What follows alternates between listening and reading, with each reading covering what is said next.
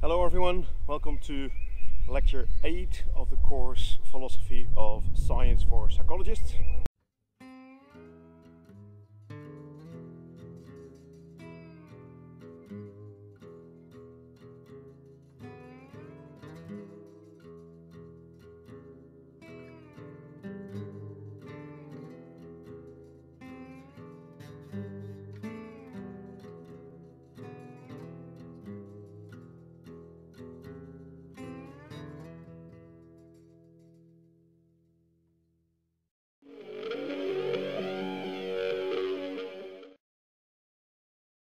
In today's lecture, we'll discuss some issues that remain after we have successfully distinguished science from pseudoscience. And the first thing I'd like to address is the debate between a scientific realist and a constructive empiricist, which is about whether we can have knowledge of things that we cannot observe with our own senses, like mental states of other human beings. And in the second part and in the third part, I'll discuss pragmatism and naturalism. Those two views deal in their own way with the skeptic, and naturalism is, the section naturalism is a prelude to what we'll be doing in the last lectures of this course, in part 2 of this course. And I'll take a brief look at that also.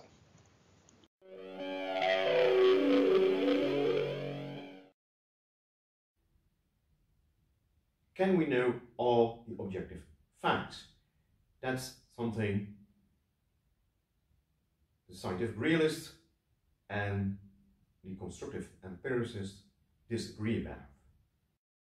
What I will do in this first part of this lecture is I'll start by introducing scientific realism and constructive empiricism, what it's about, what the views are, and then I'll look into the question what scientific realists accept theoretically and what their main argument for that theory is. And then we'll look at arguments against scientific realists and evaluate these arguments. So let's first take a look at what it is. Before we're talking about scientific realism, let's talk about realism. If you're a realist about X, then you believe that X exists. So, if you believe that mobile phones exist, then you're a realist about mobile phones. Okay. You could also believe that electrons exist. You can't see them, but you can still believe that they exist. And that means that you're a realist about electrons. That means you claim that they do exist. You believe that they really exist. So the scientific realist is not a constructivist, clearly, because they say there are electrons and those are the objective facts. There are mobile phones, that's the objective fact, and I'm a realist about that. And a scientific realist is a realist about the entities that are postulated by science. So electrons, for instance. The opponent then, indeed, is a constructivist, but it's a special type of constructivist because we already saw constructivism in Kuhn's view and in Feyerabend's theory. That was quite, those constructivists were quite radical, and we also have seen that that's an untenable position. So what does it mean to be a constructivist these days? And the idea is that it's combined with empiricism. So we can see mobile phones. We don't debate whether they exist or not, or whether they are a construct or whatever. No, they are real and it's an objective fact that they are here. The question is about the things you cannot see, mental states, electrons. And then the constructive empiricist would argue that a scientific theory just has to be empirically adequate. That means that it has to make predictions, falsifiable predictions of course, that are not falsified. And it's about making predictions in a domain that we can observe with our own eyes, with our own senses. So constructive empiricists are still proponents of constructivism, but it's much more sophisticated. And Bas van Fraaze is one of the constructive empiricists. He is the founder of it. Okay, so what's the debate between the scientific realist and the constructive empiricist about? Well, it's not about tables and chairs and mobile phones and trees and forests and whatever. The things we can observe with our own senses, we are all realists about. So a constructive empiricist is a realist about tables and chairs. Of course, a scientific realist is that as well. They are also in agreement about another domain, so let's call it domain 4. That's the domain that can be observed or detected by an instrument like a microscope or a scanner of some sort. So if there are things in the universe that cannot be observed with our senses, but we can also not detect with any machine, whatever, then of course we cannot have knowledge about it either. And we are not realist about it because, well, we have no idea what that could be even. So this is basically domain 4. Basically, is a domain that might be there and might not be there. I don't know. So domain 1 is what we can see with our senses, what we can observe with our senses. Okay, these things we are realists about, both a scientific realist and a constructive empiricist. And then there are domain 2 and 3, and the only difference between those is that one part of the world has been detected via instruments, and the other part of that domain has not yet been detected with instruments. So if you look at a drop of water from a lake or something like that, so you take a drop of water, if you look at it with your own eyes, it's clear, you don't see anything in it. Put it under a microscope, use an instrument, you see all kind of tiny animals and tiny plants. Okay, and of course part of these tiny creatures has been detected and another part has not been detected yet. So that's domain 2 and 3, and that's what there is disagreement about. So the realist would say, if I observe it using an instrument, then I'm a realist about those tiny plants and animals in the water of the lake. And the constructivist would say, well, I don't know whether those things exist. They are constructs. So again, you're constructing facts. So we don't know whether they are objective facts. They are constructed. So if we now look at what it means to be an anti-realist, that means that you do not know whether the things that science postulates about the world that we cannot observe with our senses, so the very tiny things, or the things hidden in other people's minds, so electrons, really tiny plants and animals in the water of the lake, mental states. So if you're an anti-realist, you're not saying they don't exist, but you say, well, they could exist, but it could also be something else. So that means that if you believe that, if you accept constructive empiricism, then you have to say about psychology, well, I cannot see other people's mental states. They might exist, they might not be there. And psychology then does study behavior, not the psyche, not what's in the black box, basically, because I hope you see that this is totally in line and compatible with the ideas of logical positivism and of behaviorism.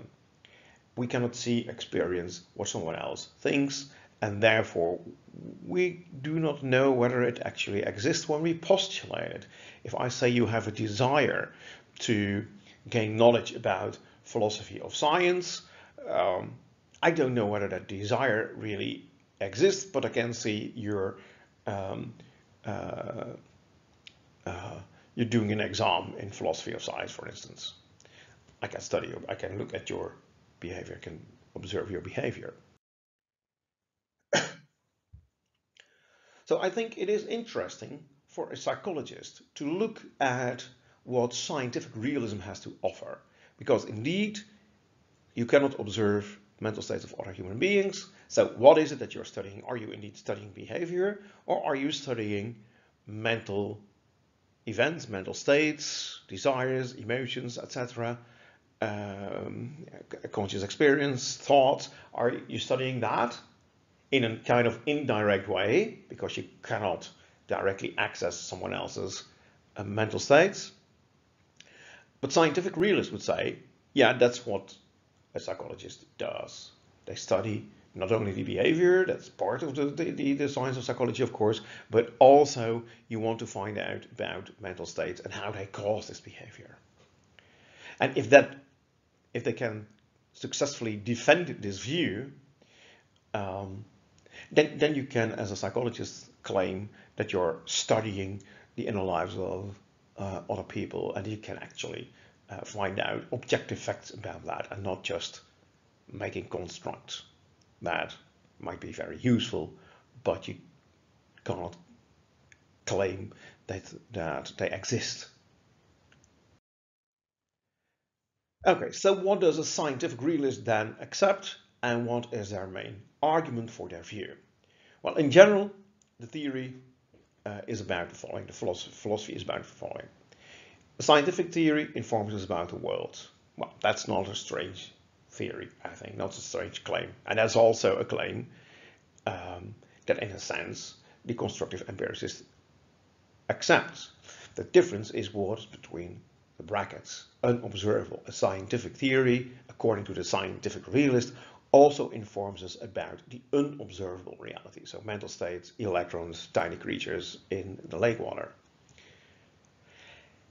They also claim we have good reasons to accept that the theory is by and large true, and thus that the terms refer. So again, this is a correspondence theory of truth here. So if I say the sentence is, it's true that that I have a mobile phone over here, then the phrase mobile phone refers to something in reality. So if I say that the sentence is true about the mobile phone, then I also accept that the term refers.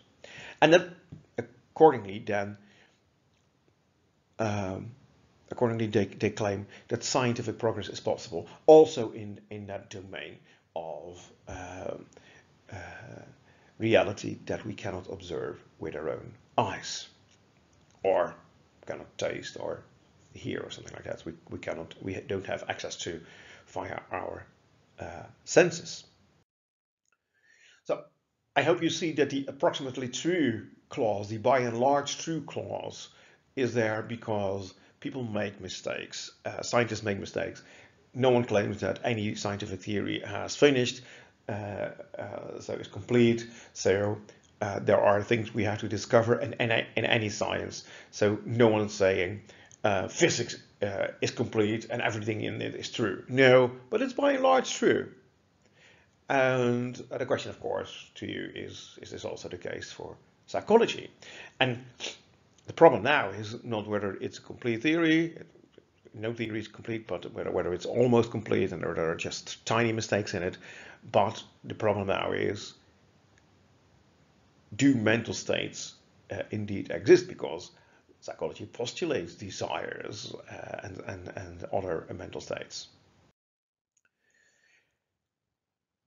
Okay, so how does the scientific realist argue? And they use not induction, they don't use deduction, they use abduction, or an inference to the best explanation. And an inference to the best explanation in this case also is an inference to the only explanation. So the inference to the only explanation is a strong version of inference to the best explanation, and this way of reasoning, inference to the best explanation, inference to the only explanation, is also called abductive reasoning. So let's look first at what abductive reasoning is, and then how it functions, how it works, how it's used in an argument in favor of scientific realism. So inference to the best explanation is the following. Something is the case. X. Let's call this X. So this is first in abstracto, and then I'll give an example. Then you'll say, okay, how can we explain X? And then you have a theory, and you say if theory A is true, or what theory one theory describes, if A was the case, then X would be expected. But you could come up with a different theory that says that B was the case. And if B was the case, which is different from A, of course, then X would be expected as well. And you could come up with several other theories. C, D, E. If C was the case, X would be expected. If D was the case, X would be expected, etc. And A, B, C, D, and E are all different, right? So they're not different names for the same thing. And then you think about it and you argue that E is the most probable cause of X. So you have different explanations, A, B, C, D, E. And now you argue that E is the most probable cause of X.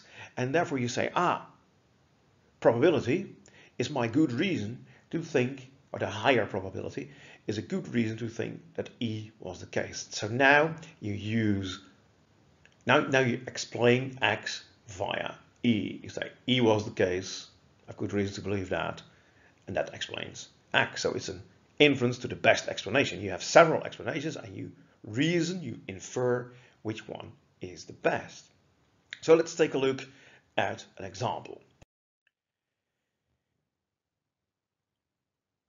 In this example, usually, I'll give them in a moment, we go from the best explanation to the only explanation. So I just said, well, it's very likely, it's probable that E explains X, and therefore we have good reason to believe that.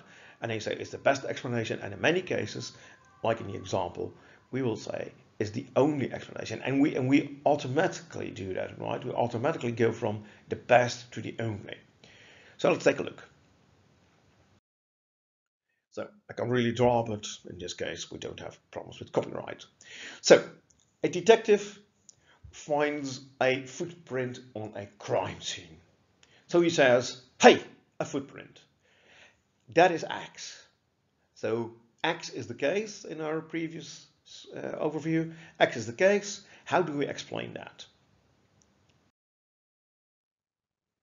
The first explanation that the detective comes up with is a human walk here. So he's on Miami Beach, there's a body, and he sees a footprint on the crime scene near the body, and he says, well, a human walked here.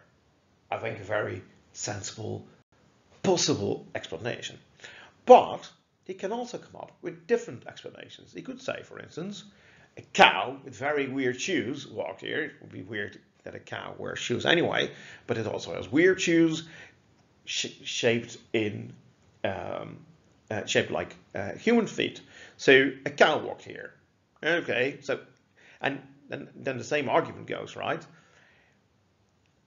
X, you need to explain that. A human walked here. If a human having walked there would have been the case, then indeed a footprint was expected.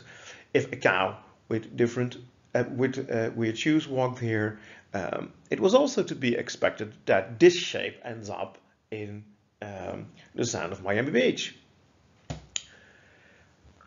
Third explanation, an alien walked here. Yeah, if the alien had feet shaped like our feet, okay, so that's assumed here. So an alien walked here. If an alien with feet like human beings had walked there, then obviously the same shape would be expected. And it would be explained by the alien walking there. And of course there is yet another alternative explanation.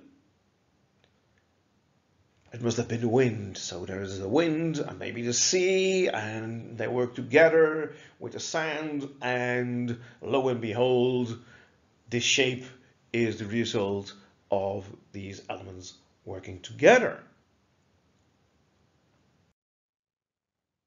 Usually, we only accept statement one. We accept it as the best explanation. Obviously, we will agree that if a shoe with shoes shaped like human feet walked there, then it would have left these prints in the sand. And it also is very, very, very unlikely, but it is possible that it's not a print at all, but it is the result of wind and sea and the sand. Yeah, it could be, but that's very improbable, very unlikely. So we usually accept statement one as the best explanation and also as the only explanation. If you're actually watching a detective, not sci-fi, if a detective would say, well, it could have been an alien, then you say, okay, now we're watching some sci-fi series, not a detective series anymore. So, and you probably would stop watching because, well, in a regular detective, aliens do not figure because, well, it's very unlikely. So, is it allowed? And in real life, obviously, if someone would say, well, an alien could be the killer, then you say, well, dear detective, get your mind checked. So, is it allowed to argue in this way? Well, yeah, but it is also problematic. We need to have good reasons to accept an explanation. So we can have many different explanations, and then we need to have a good reason to accept one. And then we have all kinds of candidates. Parsimony, so a theory that postulates very little entities in order to explain what's going on.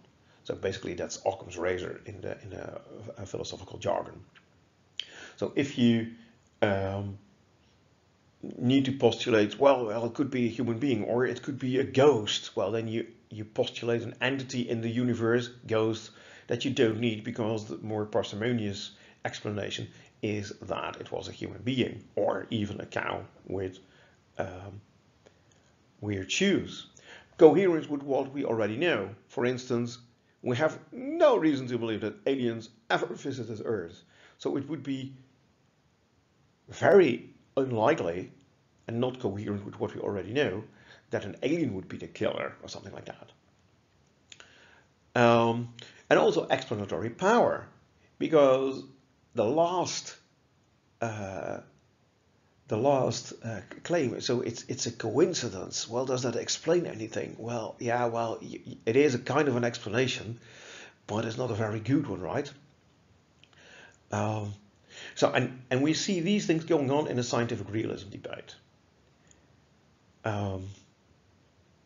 Now, what is the explanation for the fact that a scientific theory about the unobservable, like mental states, or electrons, or tiny creatures in lake water, is successful? And that means to be successful is that its predictions are by and large true. So, a theory about electrons, a psychological theory about mental states, makes predictions, makes falsifiable predictions, and then the predictions come true. How can that be? So that is X. That's what we need to explain. How can we explain that? And this goes for every scientific discipline that is about things we cannot observe with our own senses, but still makes successful, falsifiable predictions at the level that of the world that we can observe. So in psychology, for instance, what would you be able to observe? The behavior of a client. So if you use a therapy, so if a client displays certain behavior and complains about having nightmares or something like that, having really flashbacks and all kinds of emotions that the person really doesn't like, well, do the emotions exist? I don't know. You can't observe them, would the constructive empiricist say. And the scientific realist would say, well, if you postulate these mental entities, desires, fears, anxieties, then they explain the behavior. That is, well, you use it to explain the behavior, and you use it to predict changes in behavior. So if you do this therapy, then you say, well, then these emotions coupled with the memories or some event get less strong, and therefore the behavior will change in the way that the client wants that to happen. And then you say, okay, that you can see, that you can observe. You can observe that behavior.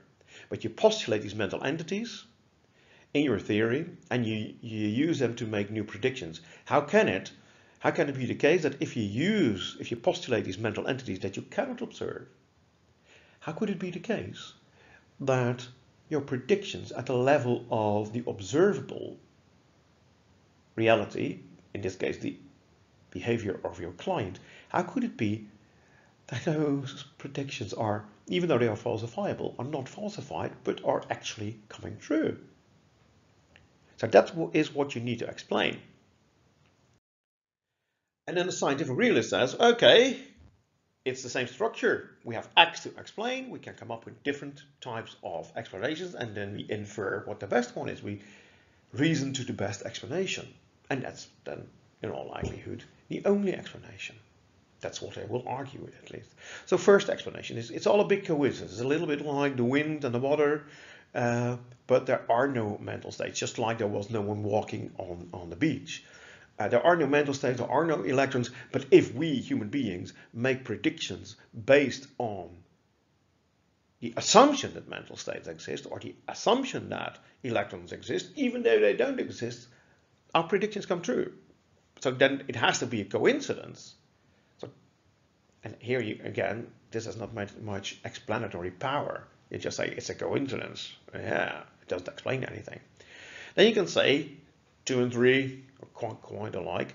God takes care of this. We make predictions, and God really loves us and doesn't want us to be wrong, and therefore he makes our predictions come true. Or the evil demon really doesn't like us, and he also takes care of us if we make a prediction. Even though there are no mental states, he makes sure that what you observe is what you predicted. Okay, that has a little bit more explanatory power, but it postulates God or an evil demon, so do you really need that? And then we have explanation 4. The world is, by and large, is approximately the way the scientific theories say that the world is, even for the domain that we haven't observed, we cannot observe with our own senses. And maybe there are other explanations, but it's just to show how the argument now goes.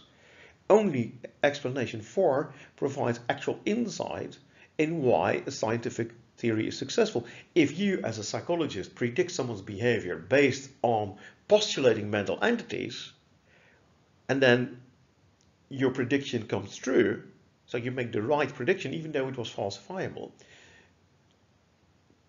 then, well, what does that tell you? Well, was that a big coincidence? That would be odd. Could be. I'm not saying that it is impossible, but it doesn't explain why time and time again you do that. Do you need to accept God or the evil demon? No, you don't. So, in all likelihood, there are mental states. And the theory tells us how mental states are related to behavior, and what the theory tells us is by and large true. There might be some minor details that are wrong, but approximately the theory is true. So explanation 4 is the actual explanation for the success of science. The world is the way science tells us it is, even though part of science is about things we cannot observe, like electrons, tiny creatures in the lake water, and mental states. So Hilary Putnam then says, I believe realism, meaning scientific realism of course, is the only philosophy that doesn't make the success of science a miracle. Okay, because how could it be that you make predictions that come true if your theory is not describing the world the way the world by and large is. How could that be? It would be indeed a miracle. So to get rid of the miracle, you say, well, it has to be the case that electrons exist, that tiny animals and plants you can't see with your own eyes, but you can observe with an instrument like a microscope, and mental states we cannot observe with our own senses, but we can infer that they have to be there from the behavior. Yes, that is what gets rid of a miracle of how the predictions can be true. Okay, so it's a very strong argument, I think.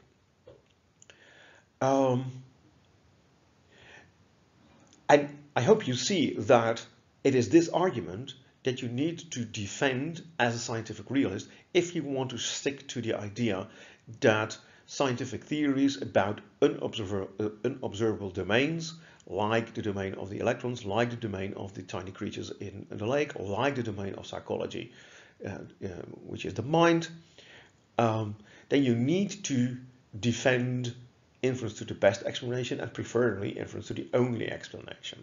So what are the counter arguments? Let's take a look at two of them. The first counter argument is that you could argue that what a scientific theory needs to do is only to be adequate at the level of what we can observe with our senses. In terms of psychology, that would be the behavior you can observe. And you can have a theory that then postulates all kinds of mental entities, but you do that as a kind of instrument. Your theory then is an instrument that can help you predict the change in behavior or something like that, and that you can observe. You can observe the change in behavior, for instance, and then you can see whether your prediction was successful, whether you predicted that given this person and that therapy, you predict that the behavior will change like this, and then you'll see whether that indeed is the case. And if you observed it, then you have empirical, have a theory that's empirical adequate. That is, it makes true predictions about the level of the world we can observe with our own senses. And then you do not have to commit to the truth of the theory. You don't have to say, yes, the theory about mental states is true. You just say, I'm indifferent to the truth of that because it's a very good tool. It's a very good instrument. And I'm not saying that mental states do not exist, but I'm also not saying that they do exist. I don't have a commitment there. Okay, that's the first counter-argument that basically says, well, scientific theory is an instrument to predict behavior. Is that true? Is the question. Is that all what scientists want? Because it says, and it's in line with what Watson said as a behaviorist. What was the goal of psychology according to Watson? Well, the prediction and control of behavior. Well, that's what you can do here. So it's a return to behaviorism, basically. But is that all what scientists want to do, what psychologists want to do? Or do you not also want to explain the phenomena? So if you want to have an explanation of why the behavior changed of your client, then you probably are going to say something like, well, this person had memories, and when he thought back to, well, when they occurred in his mind, then he got very emotional, and we've changed the link between these mental entities. And of course, you will have to take a look at how this is going on, what's going on in the brain. But also there you can say, well, have you ever seen these chemicals in the brain? It's just like the electrons and stuff like that. You can't observe that. So that's also a postulate, a construct according to the constructive empiricist. Not the brain, but the things that make up the brain that you cannot observe. If you want to say, no, I really want to explain the phenomena, I really want to explain the change in behavior, then you have to make a commitment, or at least you have to say something about what kind of commitment you make to what is postulated in the theory. So this just depends on what your ideas are on what a scientific theory needs to do. Second counter argument, and that is something that is, well, maybe more damaging to the way of reasoning. What if you have a lot of explanations and then you argue to the best of these explanations, and maybe even to the only of these explanations, but you never came up with the true explanation of the phenomenon you want to explain. So if you're a detective and you have someone who's clearly murdered and you have 5 suspects, and then you say, well, this suspect had an alibi and that suspect couldn't have done it because there was a lot of blood and there's no blood in this person, and then you say, well, it has to be person C. What if it's not A, B, C, D, or E, but it's person F, who you didn't think about, who basically got away with murder? So then you reason to you infer what the best explanation is, and maybe even go to a judge and say, well, this is the only explanation, and the person gets convicted. And then you basically had an inference to the best of a bad lot, as Bas van Fraaze calls it.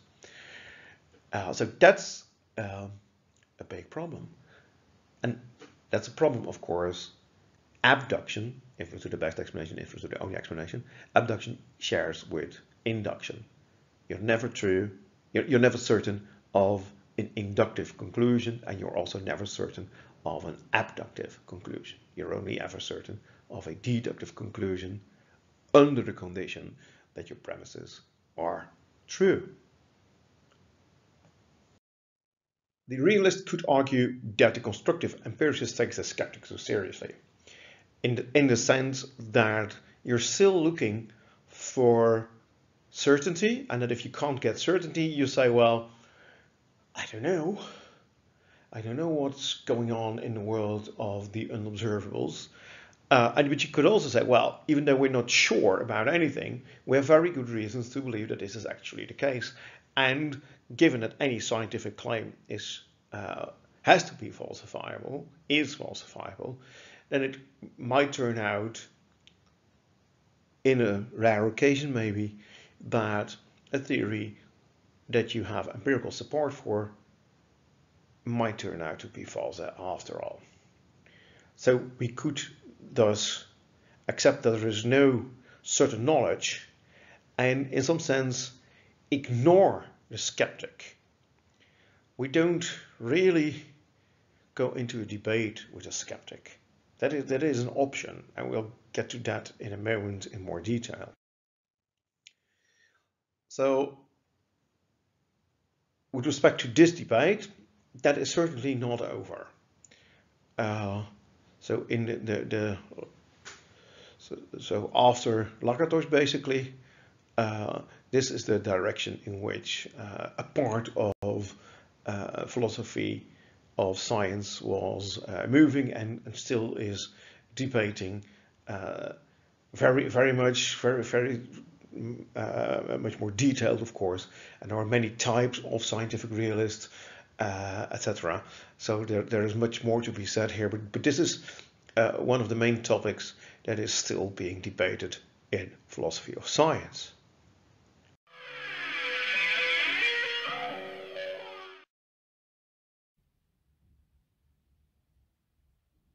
So with debate between the constructive empiricist and the scientific realist, one of the issues again was skepticism, one could argue. So let's look at pragmatism, a different view, and that has an original way to deal with the skeptic. So let's return to this problem of the skeptic. The skeptic basically wins the debate, has won the debate in some sense, because we have to admit that a justification for a belief cannot be given. We can have good reasons for a belief, but a skeptic would say that's not enough. You need to be sure 100%, and because we can't be 100% sure about anything, knowledge is impossible. So we see, for instance, that science uses general claims, and we have also seen that these claims cannot be justified. But any claim basically about something that's going on in the world, if something is happening that requires that the concept of causality is one that we can apply to the world. And we saw already in David Hume's epistemology that that's impossible. So not only can we do we have this problem of induction with general claims, but we have it with any claim at all, any knowledge claim about the world. So we want to have knowledge in the sense of justified and true beliefs, but we can never get that. Now, is this a real problem? And we already saw in a scientific that the scientific realist would say, well, I infer the best explanation, and if you then take the criticism seriously, that you can always be wrong, and you say, well, yeah, that's just what science is about. We make falsifiable claims, and we get to these falsifiable claims, for instance, via induction, but also via abduction. You get to an explanation of something via abduction, and well, yeah, that could be wrong. So, and because it in principle could be wrong, you can never give a justification. But we still have good reasons to believe something. And if you take into account that you're sometimes wrong, you could, in some sense, bypass the skeptic. You don't become a skeptic. You say, no, I accept this for the moment because I have a lot of evidence for it. It's coherent with all my other beliefs. It is successful in predicting events in the world, but I'm not going to claim 100% certainty about it. Okay, you could do that. And then the skeptic will say, well, I still think you should give this justification. So how could we proceed? And we could look, we could take the viewpoint of the pragmatist. So let's take a look at that and how the pragmatist deals with a skeptic.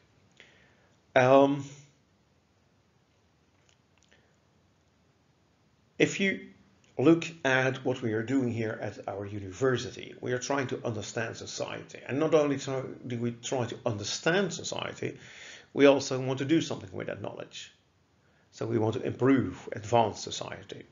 So as a psychologist, you might have the goal of helping people with mental disorders or something like that. Could be something totally different you want to do, but you probably want to do something with the knowledge you can acquire here at the university. So knowledge serves a goal, and this becomes very clear in this philosophical view called pragmatism. In the book, there are many pragmatists that we discuss. In this lecture, we only briefly look at the pragmatist Charles Sanders Peirce. He says, let's take a look at Bain's definition of what a belief is, and from that, the rest of pragmatism basically follows. And a belief is that upon which someone is prepared to act. So there is a really, really strong connection between beliefs and actions. So a pragmatist couples knowledge, or maybe it's better to talk about beliefs now, to actions, to the things we do. And if someone acts, you can see what their beliefs are. So if I have a glass of water here and I take a sip, you can infer from my behavior that I have the belief that this indeed is water and that there's no poison in it. because why else would I drink it if I had to believe that there's poison in it? And in that sense, you can argue that you think that I know that there is no poison in the glass. And that's a slightly different way of thinking about knowledge, because here you say it's something you are prepared to act upon. And am I certain? Not 100%, but I also don't really doubt it, right? I don't really doubt it. And that takes us to Descartes, back to Descartes, because basically this is a criticism of Descartes, or at least Descartes in some interpretation. So if you say Descartes was doing this radical doubt thought experiment, that he says, well, I have all these beliefs of which I think they are knowledge, but if I can doubt them, they aren't knowledge. So which one can I doubt? And maybe if I doubt each and every one of my beliefs, there is some belief that I cannot doubt and therefore has to be true and therefore can function as the foundation of my beliefs. Well, did Descartes really doubt all his former beliefs? Peirce says, I don't think so. And what Peirce does, is he makes a distinction between paper doubt, so doubt that's made out of paper or is just written on paper, and living doubt. And living doubt is real doubt, and Cartesian doubt is paper doubt. So I can think that you do not exist. I can say, all the students who are currently watching this video or in this lecture hall or something like that may be part of a virtual reality created by some evil demon just to fool me, but you don't really exist. Okay, I can write this down. I could put it on a slide, but I can also write it down on a piece of paper, and then I have paper doubt, and I doubt whether you exist. But do I really doubt that you exist? Do I really believe that there's a good possibility that you don't? No, from my actions, you can infer that I think that you do exist. And the same goes for Descartes. Descartes wrote everything down. So did he really doubt that his potential readers existed, that there was a paper even to write on, that there was a world? No, he didn't. He doubted it only on paper. It's called methodological doubt. Descartes is quite clear on that. So my guess is indeed that Descartes would say, yes, Peirce, you're right. I really don't doubt this. This is the method of the skeptic. It's not my own method. I'm just trying to be as nice to my opponent as possible, to make my opponent as strong as possible. So any belief that I can doubt, I do not classify as knowledge anymore. But I don't really doubt that the world exists or something like that, or that is a physical world even. He didn't really doubt that. This real doubt is living doubt. And that is a doubt that feels uncomfortable, according to Peirce. There's an irritation of doubt, and you really want to get rid of that irritation. Why is this not having a belief, basically? I don't know whether it's true or false, so I don't really have a belief about something. Why is that so annoying, so uncomfortable? Why is it so do you have this irritation of doubt? Because you don't know what to do. You don't trust your beliefs anymore, so it's no longer a real belief. It's a statement that could be true or could be false. So, for instance, if someone you really love has had an accident and is in a hospital and isn't responding to questions or any stimuli, so the person is just lying there, what do? Do you talk to this person? I don't know, maybe this person is indeed just not able to move, but able to hear you, then please talk to that person. But But on the other hand, the person might be brain dead, and there are many different varieties of what that situation could be, of course. So what you need to do is to get a new belief on the basis of which you can act again. You have what Peirce calls to fixate or fixing your belief.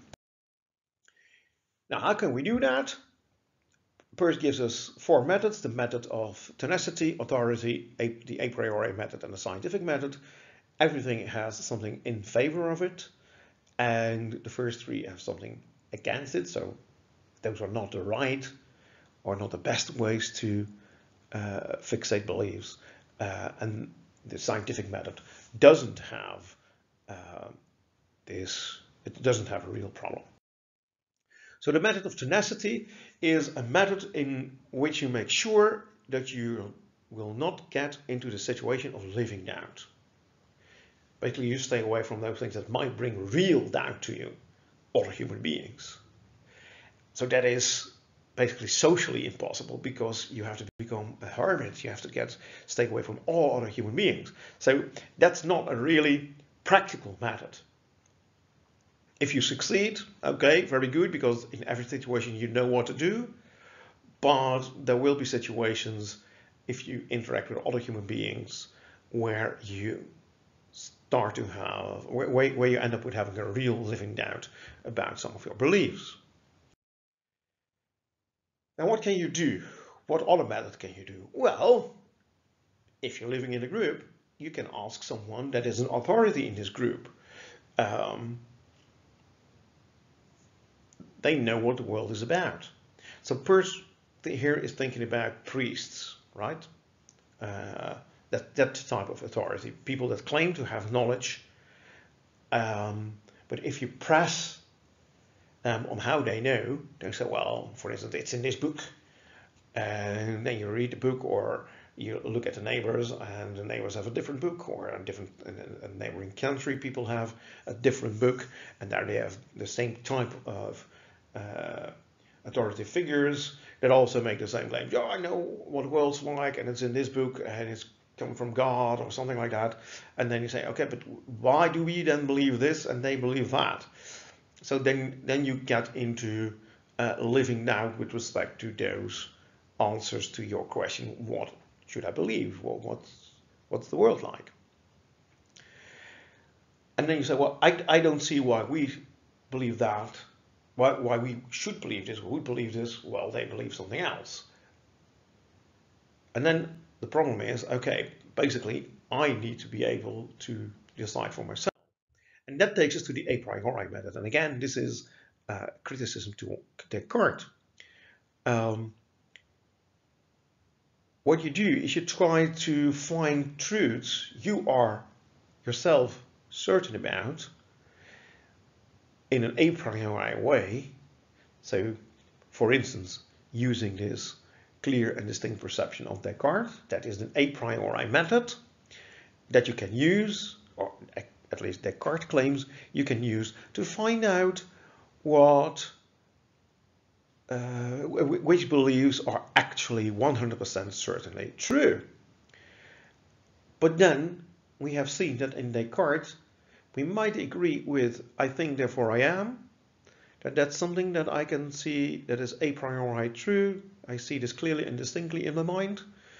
But the next thing he sees clearly and distinctly is that God exists and that God is good. And then many people, even religious people, might say, well, I don't see that. Is it really clear and distinct? How? I don't see it.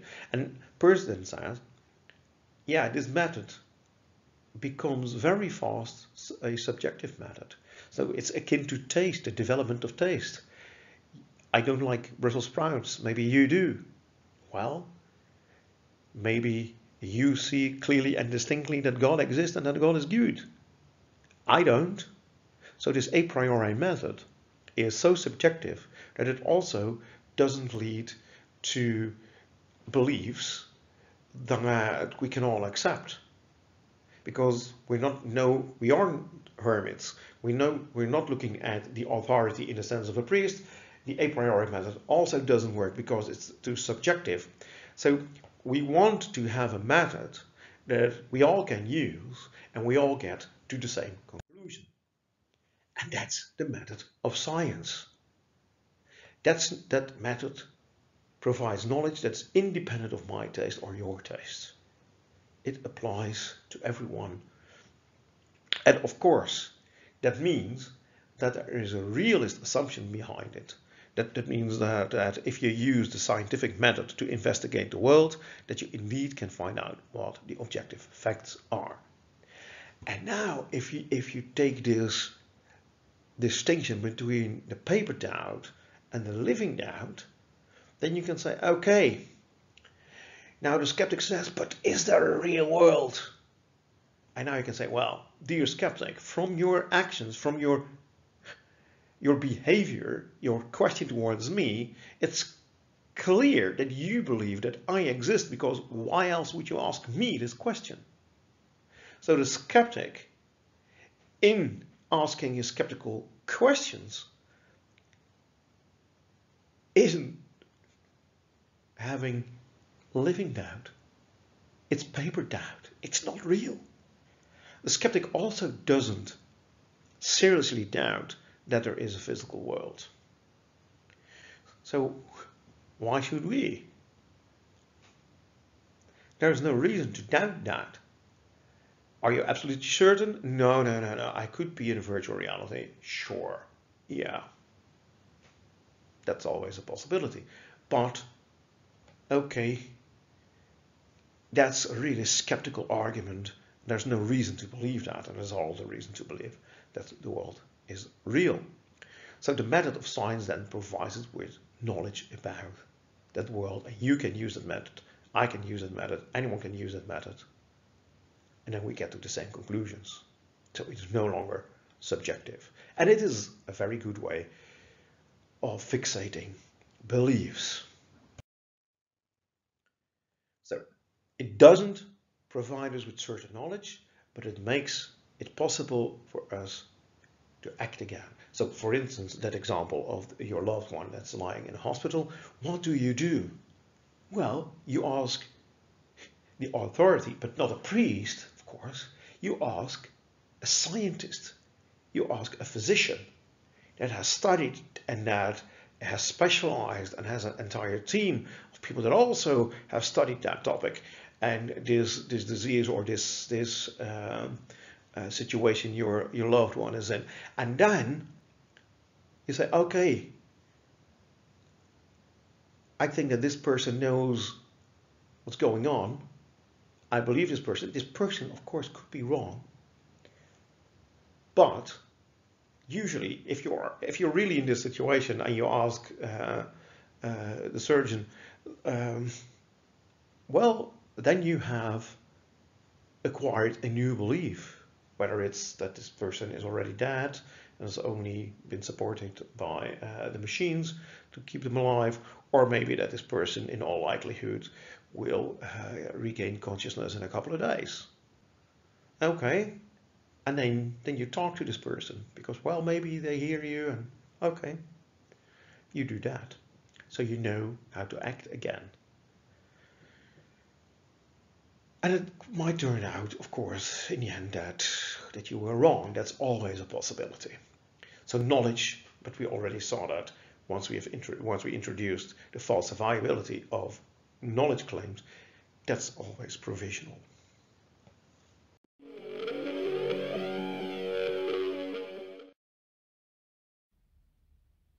View closely related to pragmatism is that of naturalism, and if we look at naturalism, we'll see that psychology becomes really important, maybe the most important science for epistemology, for philosophy of science, and all the other sciences. Contemporary naturalism was founded by Willem van Orman Quine. Prior to that, we had Hume, for instance, who was a naturalist. And the main difference is, or an important difference, maybe not the main difference, but an important difference is that we now, these days, of course, have the theory of evolution, which David Hume didn't have. Now, Quine, the founding father of contemporary naturalism, was an empiricist. We will not discuss his empiricism now, but then you have some idea of where he is coming from. And he's a naturalist, and that is what we want to talk about. So what is naturalism? Well, it is a philosophy of science, or an epistemology, that these days looks at human beings as animals that have evolved, and that is evolution of human beings has consequences for how we answer questions. Also, how we answer questions that traditionally have been classified as philosophical questions. And in a moment we will see that if a naturalist answers questions, this distinction between science or scientific question and philosophy or philosophical questions, well, disappears. So in an even more general way, naturalism as a philosophy of science is quite minimal, because it doesn't say that much. It basically says, well, if you have a problem, you try to find the solution to the problem by using the scientific method. The scientific method has its best track record. Naturalists would say, well, if I would argue for another theory, if another method, if another method would be better, like reading tea leaves, for instance, if that would be the one with the best track record, use that, but well, that isn't the case. So you use the scientific method because it is our best method, and we have seen in previous lectures that it's a fallible method, but still it's our best method. And that means that if you have a problem or a question and you use the scientific method to solve the problem, to find an answer to the question, well, then you can classify the question as a philosophical question or a scientific question, but the way you try to solve it is by applying the same method. And that also is a question that also is the case when you talk about science. So we use science, the scientific method, to study what's going on in sciences, for instance. I'll see in a moment this becomes clearer when we see that we use psychology in naturalized epistemology. So what were we trying to do in epistemology? Well, we were trying to find a justification for our beliefs, and that was impossible. It turned out it didn't work. So we saw David Hume, who basically already argued that if we talk about the things that happen in the world, we need to have this concept of causality. We must make sure that it's a valid concept, that we can have knowledge about causality, and we can't. And other empiricists, like Carnap and also Schlick from the logical positivists, they also tried to find some way of justifying our beliefs, and those were also empiricists. And Quine was very good friends with the logical positivist Carnap, for instance, and he saw, well, it didn't work. So Quine now says, or then said, we cannot justify knowledge or science in this way. So it's impossible. So we can't find a foundation on which we can build everything, or find some way of justifying our beliefs. So that's not something that is a project he wanted to get involved in. But it's not a bad thing that we can't find justifications, because we don't have to become skeptics, right? So we don't have to give up on epistemology and philosophy of science. We should look at science to learn about science. And then, for instance, we learn that scientists make mistakes. We learn that from science. And how do we acquire knowledge? Well, that's something that the psychologist tells us. And so this is a couple of decades ago. And these days, we probably would say cognitive science and neuroscience also have a place here in explaining how we acquire knowledge. But psychology is key here. That's clear. It's going to be much clearer in the next lectures. So Quine asked the following question: when doing epistemology, why not settle for psychology, because that's the science that deals with knowledge acquisition?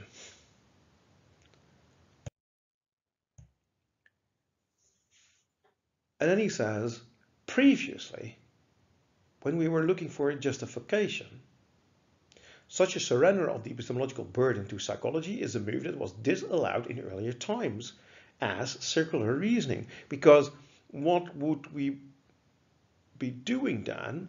Well, you say, we have all these claims, all these beliefs, we think they are true. Where do we find a justification? In psychology. But what if these claims are psychological claims? Then you justify the claims of the psychologist by referring back to psychology. Well, yeah, that's circular reasoning, and that's never going to solve your problems or give an answer to your questions. So if that's your goal, if justification is your goal, if the epistemologist's goal is validation of the grounds of empirical science, so psychology, but also physics or sociology or biology. So if you want to give justifications for the claims made by the sciences, he defeats his purpose by using psychology or any other empirical science for validation. Doesn't matter whether it's psychology or something else. If you use science to justify the claims of science, well, yeah, that's circular.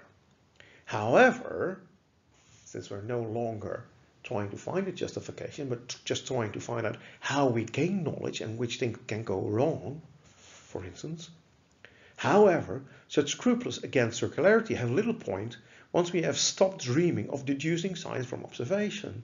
So here we're talking clearly about an empiricist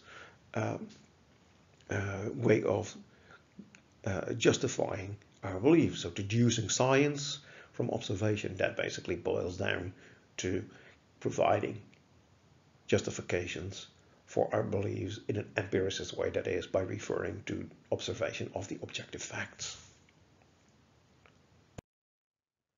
So the goal has changed. We no longer want to justify knowledge. Well, we want to do it, but we see that it's impossible. So why still try to do that? Well, so we lowered the bar. So we want to know how people acquire knowledge about the world, and also, of course, how they might make mistakes in doing so. And that is what naturalized epistemology is. We replace the traditional philosophical epistemology with the scientific psychological study of how we reason. And yeah, well, that means that it's no longer something of philosophy, but belongs to psychology. And thus belongs epistemology to science. Epistemology belongs to science. And that means that it really should be the psychologists that teach other scientists about epistemology. But it's still the philosopher's job to do that. But also, when what my colleague Michael is going to do in the next 6 lectures, you'll see that when a naturalist philosopher does that, there's not a really big difference between the philosopher and the psychologist, because they tell the same story. So epistemology belongs to science. It becomes a chapter in psychology, as Quine says. Now we can relate this back to what we saw in earlier lectures of Bacon and Hume, because they both had epistemologies that were related to what we just saw and what we're going to see in the next lectures. Hume says, well, there is no certain knowledge because any knowledge claim about the world requires, in some sense, that you know about causal relations in the world, and we can't have knowledge about that. See the lecture about Hume. And Bacon says, well, we have all these idols, and some are typically human. We all have them, regardless of which culture you belong to or something, or in which historical era you're living. We make typical human mistakes. We have this really fast way of reasoning, and sometimes this goes very well. The conclusion is true, and sometimes it isn't. And these are called the idols of the tribe. These are the epistemological prejudices that we have as human beings. So it's like the visual illusion. You see it, and just because we have the eyes and the brain we see movement in a steady picture. Or we see, as the example of Bacon, we see the sun go down. But it's not the sun go down, it's the Earth revolving around its axis. That results in the appearance of the sun going down, and thereby maybe results also in the belief that the sun goes down. And that's a typical human mistake. So we have all these typical human mistakes we make. And that means that scientists make these mistakes as well.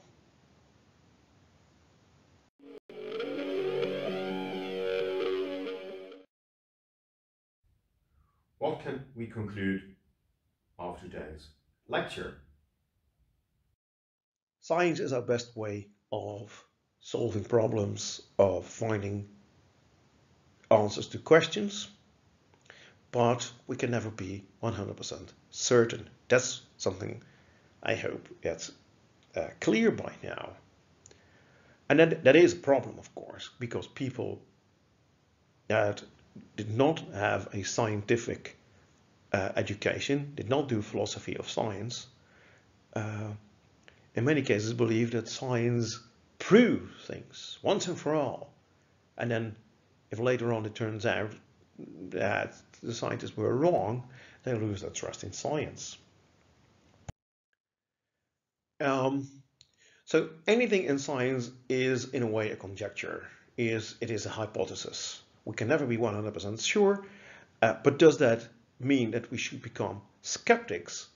And then you see, well, no, because if you look at Montaigne's scale, you can put arguments in favor of a claim on one part and the arguments against on the other. And then Montaigne says this scale is always in balance, but it isn't. The balance goes in the direction of the scientific method and the good reasons provided by the scientific method for believing or not believing the claim. But every good reason to believe something could still be, in the end, a bad reason. That your belief might be false. So that's always a possibility in science. Just because every scientific claim has to be falsifiable, or put it other, every scientific claim is falsifiable and therefore runs the risk of being falsified.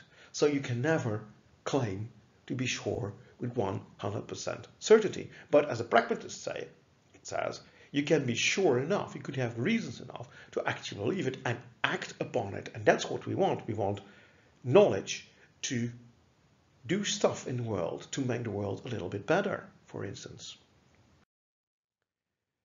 And what do we do then?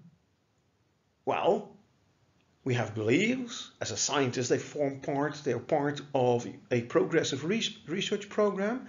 And when do you give up on some beliefs? Well, if you have better reasons to believe that instead of something else, something you believed earlier.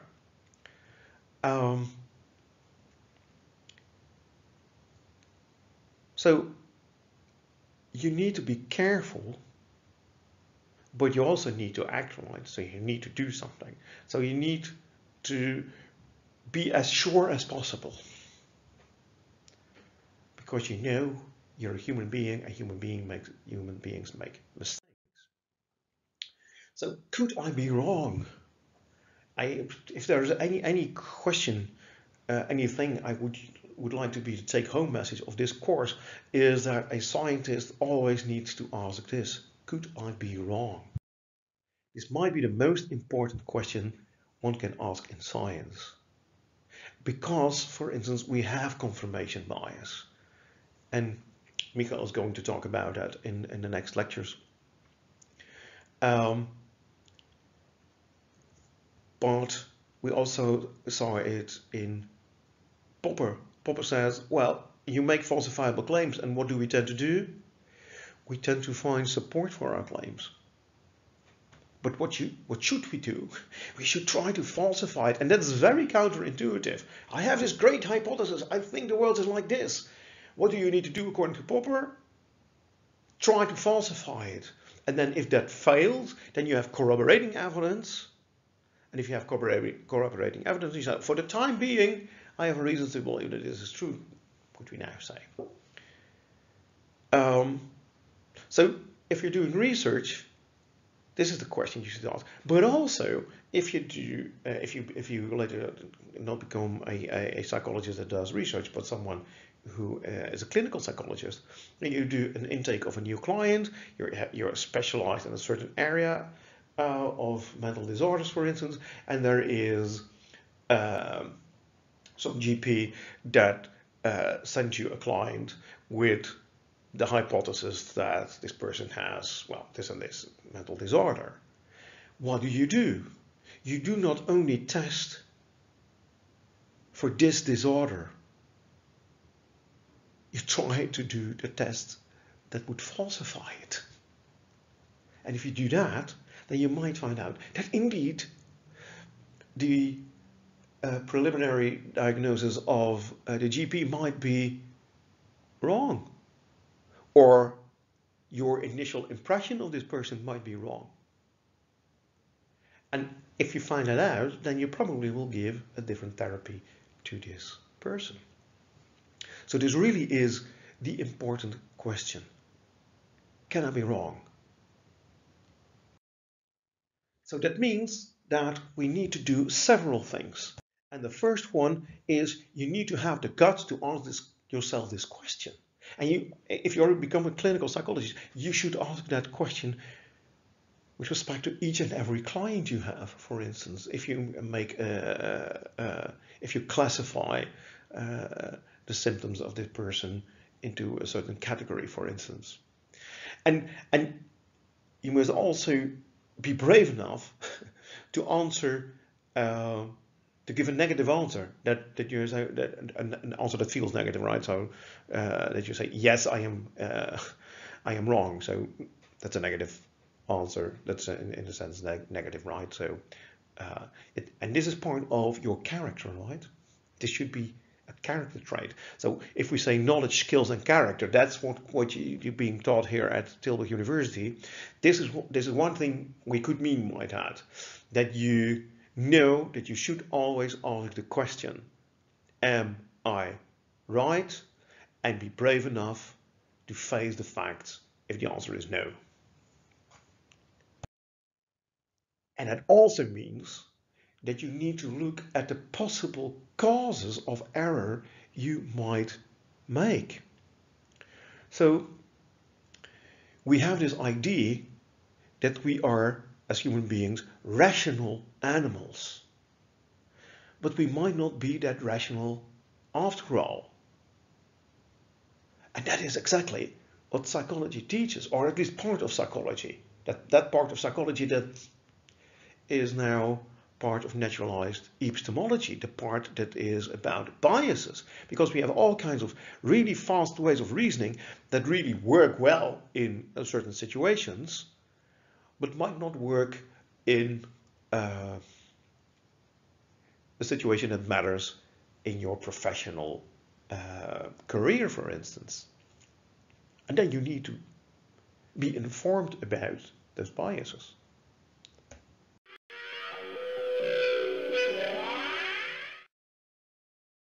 What are we going to do in the next lectures?